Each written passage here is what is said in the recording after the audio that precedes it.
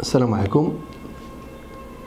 هذا الفيديو غادي نخصوه لسؤال مهم اللي كيشغلنا جميعا.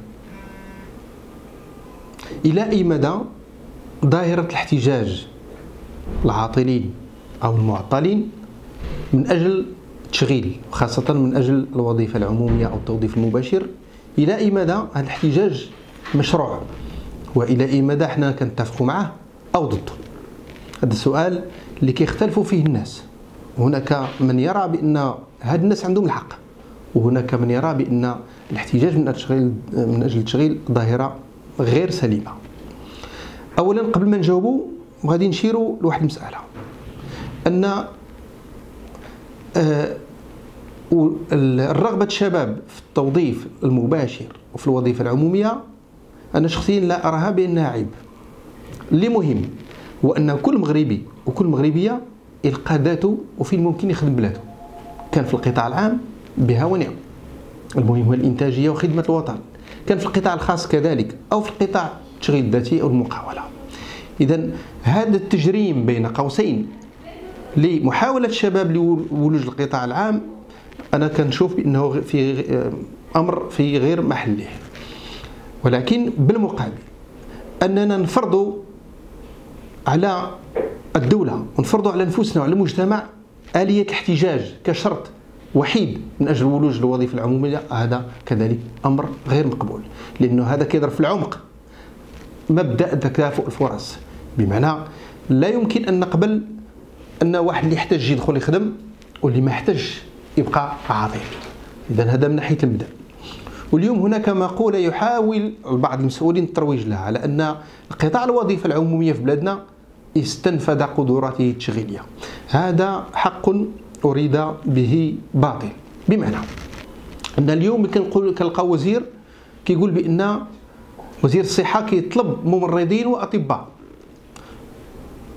ووزارة الداخلية في حاجة إلى تقوية العنصر الأمني، ونحن في خصاص في بلادنا كبير من ناحية الأساتذة ورجال التعليم بجميع مستوياتهم. قطاع العدل كذلك في خصاص كبير في الأطر، ليس فقط في القضاة ولكن في كتاب الضبط وجميع المتدخلين في هذا العام. إذا ما يمكنش نتناقضوا ونقول جوج لغات. عندنا خصاص كل وزير على حدة كيعترف به في القطاع ديالو، عندنا في الصحة، عندنا في التعليم، عندنا في الأمن، عندنا في العدل وفي قطاعات أخرى. وبالمقابل كنقولوا بأن قدراتنا التشغيلية انتهت. إذن هذا غير مقبول.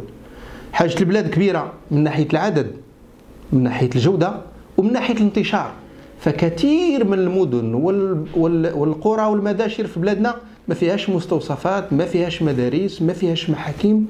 إذا ما يمكنش أن نقولوا بأن القطاع العام أو المرفق العام وصل إلى نهاية أو للإشباع المرغوب.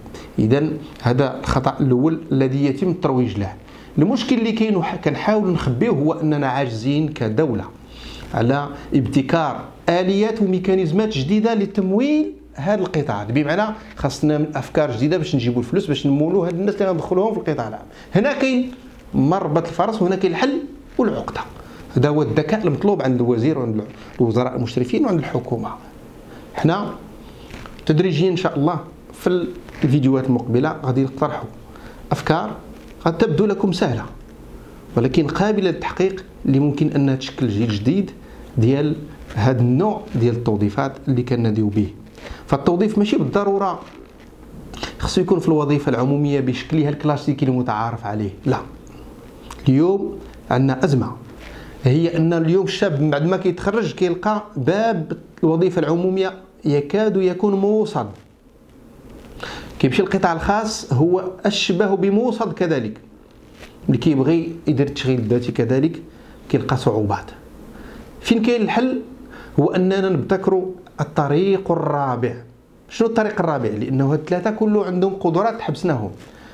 اليوم الدولة كنشتغلوا في حدود 20-30 ألف، ما كافيينش، لأن احنا عندنا 200 ألف كل سنة كتدخل سوق الشغل طالبة فرص عمل، وعندنا خصاص قديم ان سولد ديال الناس العاطلين اللي من قبل. القطاع الخاص قدرات ديالهم محدودة لا تتجاوز 120 ألف كل سنة. لان الاقتصاد ديالنا كيخلق حوالي 30,000 مقاوله صغرى ومتوسطه وكبرى بامكانيات بمعدل توظيف ديال 4 فرص عمل لكل مقاوله بمعنى 120,000. ما كافياش كذلك باش تغطي لا الوافدين الجدد، لا اننا ناخذوا من الصلب ديال العاطلين القدام. التشغيل الذاتي ما يمكنش يكون بوحده البديل، وحنا كنعرفوا بان اليوم البلاد ديالنا او الدوله ما كتفوتش 1000 مقاوله في مواكبتها كل سنه. اذا خصنا طريق رابع هو المخرج الحقيقي اللي كيتطلب ابداع وجرأه من طرف المسؤولين، اللي كيجمع بين الخصوصيات المميزات ديال الثلاثه. لان اشنو اللي كيخلي الشباب يمشيو للوظيفه العموميه؟ ماشي الاجر، وهم يعرفون بان الاجر في القطاع العام محدود جدا. كيمشيو لانه يسعون الى الاستقرار او ما يصطلح عليه بلا ستابيليتي اللي هي لا روتريت ولا سيرونس. هذا هو علاش كيمشيو. اذا غناخذوا مبدا الاستقرار من الوظيفه العموميه غنعزلوه. غنمشيو للقطاع العام اللي كيميزوه هي المردوديه والانتاجيه. ربما تكون فيه اجور اكبر ولكن فيه شرط المردوديه الانتاجيه العمل. اذا كناخذوا مبدا المردوديه والانتاجيه من القطاع الخاص. وغناخذوا المبدا الثالث من التشغيل الذاتي اللي هو المبادره الانيسياتيف، وغنخلقوا جيل رابع اللي كيجمع بين هاد ثلاثه الحوايج اللي هي الاستقرار. خص هذا الجيل الرابع يضمن للناس لو مينيموم دو روندمون ويضمن لهم لا روتريت و لاسيرونس. ها واحد. ولكن مقابل اداء عمل هنا كنمشيو للانتاجيه ديال القطاع الخاص والمبادره لانهم كيشتغلوا لحسابهم الخاص. هذا هو الجيل الرابع اللي بغينا ديال التشغيل. الدوله تفتح فيه ورش عن طريق ورش وطني للتوكيلات المعتمده من طرف الدوله لتطوير ثلاثه الحوايج.